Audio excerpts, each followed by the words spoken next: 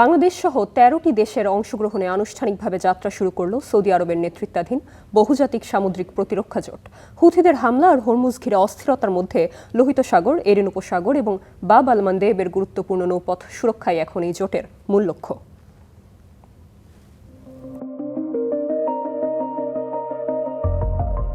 মধ্যপ্রাচ্যে অস্থিরতার মধ্যেই যাত্রা শুরু করল আরও একটি নতুন প্রতিরক্ষা জোট, নেতৃত্বে সৌদি আরব। জেদ্দায় ৩৯টি দেশের প্রতিনিধিদের বৈঠকে নতুন এই সামুদ্রিক প্রতিরক্ষা জোটের কার্যক্রম শুরুর বিষয়ে আলোচনা হয়। সৌদি প্রতিরক্ষা মন্ত্রণালয় জানিয়েছে, এখন পর্যন্ত ১৫টি দেশ যৌথ বিবৃতিতে সই করেছে। এর মধ্যে ১৩টি দেশ নিজ নিজ দেশের আনুষ্ঠানিক প্রক্রিয়া শেষ করে জোটের সনদে সই এবং সদস্যপদ নিশ্চিত করেছে। এই তালিকায় রয়েছে বাংলাদেশ, পাকিস্তান, মিশর ও কাতার সহ বেশ কয়েকটি গুরুত্বপূর্ণ দেশ। বাকি দেশগুলো সদস্য হতে প্রয়োজনীয় প্রক্রিয়া চালিয়ে যাচ্ছে।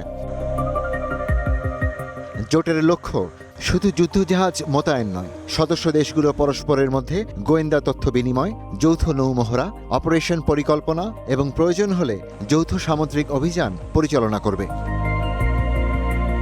লোহিত সাগর ও বাব আল মানদেব এখন বৈশ্বিক বাণিজ্যের গুরুত্বপূর্ণ রুট। ইয়েমেনের হুতিদের ধারাবাহিক হামলায় এই পথে জাহাজ চলাচলে ঝুঁকি বেড়েছে, পাশাপাশি হরমুজ প্রণালীকে ঘিরে অস্থিরতা পরিস্থিতিকে আরও জটিল করেছে। এরই মধ্যে জোটের কমান্ড কাঠামো চূড়ান্ত করা হয়েছে। সৌদি রিয়ার অ্যাডমিরাল আবদুল্লাহ বিন সালেম আল শেহরি হয়েছেন প্রথম কমান্ডার, আর প্রথম মেয়াদে উপকমান্ডারের দায়িত্ব দেবে পাকিস্তান। জোটের সদর দপ্তর নির্ধারণ, লোগো অনুমোদন এবং সাংগঠনিক কাঠামো প্রস্তুত করা হয়েছে।